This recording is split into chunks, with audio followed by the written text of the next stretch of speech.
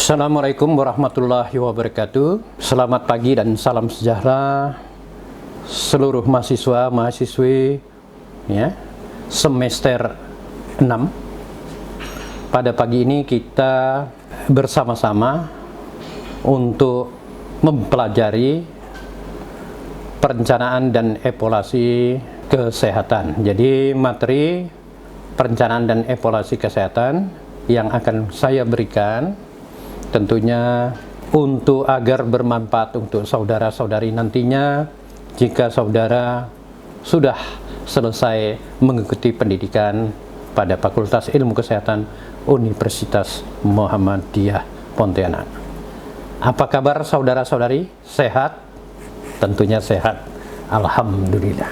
Pertama, sebagai kelanjutan atau melengkapi dari materi-materi terdahulu, materi pertama, kedua, ketiga, dan keempat, dan pada hari ini adalah materi yang kelima.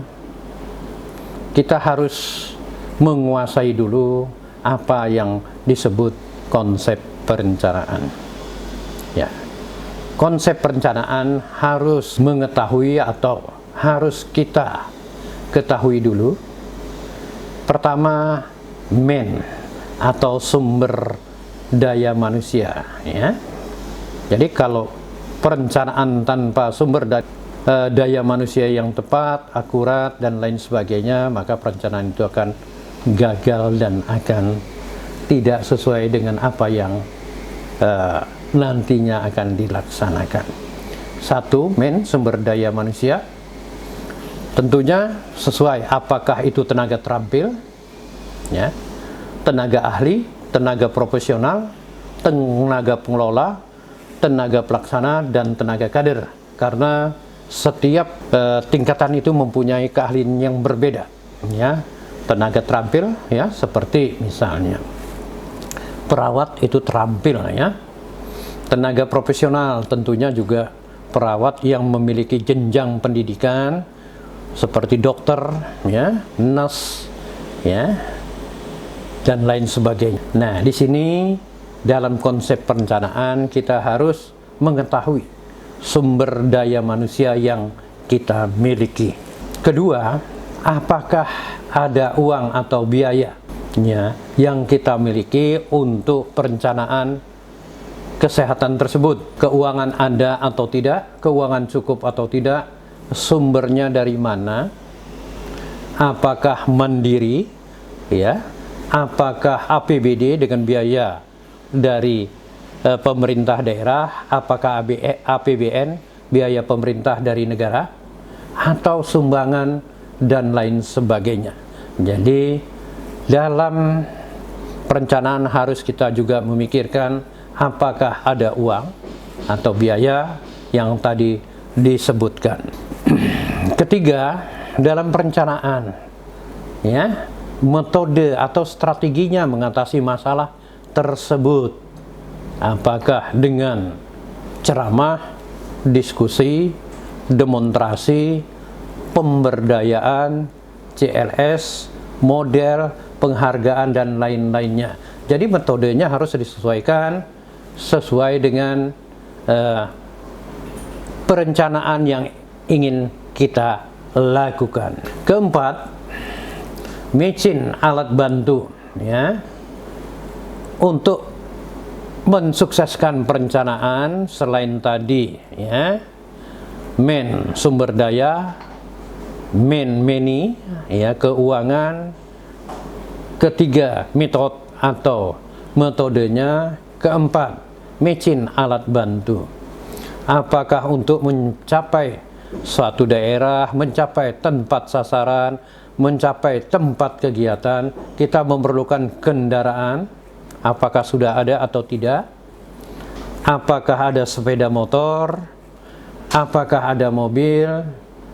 Untuk agar masyarakat dapat menyimak edukasi kita, apakah ada sound system, adakah LCD, dan lain-lainnya yang tentunya untuk membantu dalam kegiatan perencanaan tersebut agar berhasil guna dan berdaya guna.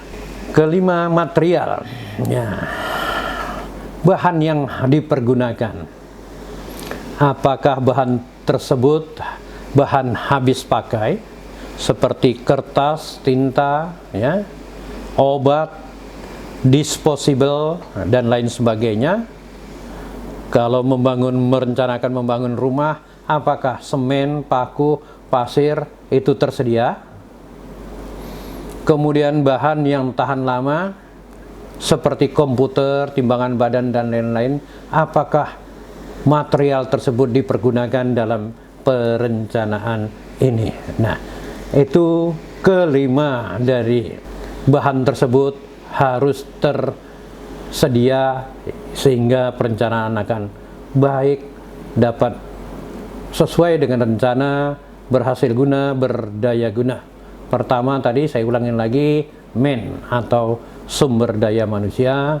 Kedua, ya, money atau uang atau keuangan atau dana. Ketiga, metode atau cara untuk mencapai perencanaan tersebut atau mengatasi perencanaan tersebut. Keempat, machine, alat bantu untuk perencanaan tersebut. Kelima adalah material, bahan yang akan digunakan dalam perencanaan tersebut. B. Perencanaan berdasarkan data dan fakta di lapangan. Nah, ini perlu dikaji sebagai petugas kesehatan, sebagai mahasiswa kesehatan. Tentunya data yang akurat berdasarkan dari data lapangan dari pelayanan kesehatan dasar atau puskesmas. Pertama, laporan mingguan, laporan bulanan, angka kesakitan, angka kematian, jumlah dan balita sakit, jumlah bayi balita BGM, BGT dan kurang gizi, jumlah ibu hamil dan menyusui, pasangan usia subur, dan jumlah lansia. Nah, seharusnya kita mempunyai data yang lengkap sehingga perencanaan tersebut dapat lebih akurat dan bermanfaat. Kemudian data penyakit, laporan wabah, laporan LB1, LB3, laporan KIA, laporan gizi, laporan posyandu, profil puskesmas, dan lain-lainnya. Dan tentunya laporan ini harus konsisten antara bulanan, triwulan, tahunan, semua laporan profil puskesmas dan profil kabupaten, ya. Jadi angka-angka tersebut harusnya konsisten. Di puskesmas 5 tentu, di kabupaten 5 dan lain sebagainya. Yang perlu lagi diambil datanya yaitu kedua, data keadaan masyarakat. Ini penting nanti kaitannya dengan intervensi dan lain sebagainya. Pertama, jumlah penduduk, ya, suatu desa dan lain, satu desa, satu kecamatan dan satu kelurahan, jumlah laki-laki dan jumlah wanita, ya, karena ada penyakit yang tertentu mengenai wanita tetapi lelaki tidak, ada penyakit tertentu mengenai lelaki tetapi wanita tidak. Kemudian jumlah bayi dan balita, ya, jumlah pasangan usia subur, jumlah anak-anak, pendidikan, karena pengaruh jelas berpengaruh, masyarakat yang berpendidikan sedang, menengah, dan tinggi dengan pendidikan tinggi, ya, dan lain sebagainya. Kemudian keadaan buta huruf, ya, apakah hanya tamat SD, tamat SMP, tamat SMU, perguruan tinggi, dan lain sebagainya. Nah, ini dibutuhkan dalam membuat perencanaan. Kemudian ketiga, data masyarakat sama dengan data keadaan masyarakat, ya. Seharusnya kita mengambil satu data. Kalau puskesmas harus kita konsisten dengan data puskesmas, karena mungkin akan terjadi perbedaan yang membuat saudara, ya, pusing sendiri, ya. Kecamatan tentu datanya akan berbeda dengan data puskesmas, Pemda berbeda dengan data statistik. Tapi dengan keadaan sekarang maka data disatukan sehingga menjadi satu data yang diambil, ya. Jadi berpedoman pada satu data, tidak berpedoman pada data-data yang ada di masing-masing desa, di masing-masing kecamatan. Jadi untuk agar realistis maka dipergunakan hanya satu data. Keempat, data keadaan geografis ini penting, ya, terutama terhadap penyakit-penyakit malaria, penyakit-penyakit yang ditularkan melalui vektor, ya, dan lain sebagainya. Luas hutan, karena hutan yang luas, ya, rimbun, lembab, di situ tempat berkembang biaknya banyak nyamuk, ya, terutama nyamuk malaria. Luas rawa-rawa juga itu berkembang biaknya, ya, nyamuk Anopheles atau nyamuk malaria.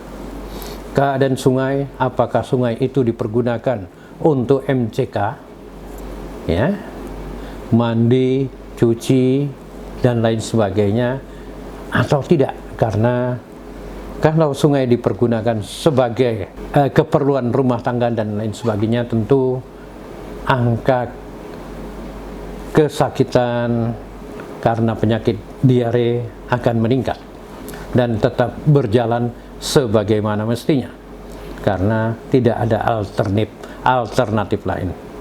Keadaan gunung, ya, artinya apakah dia di puncak gunung, apakah di lereng di gunung, ya.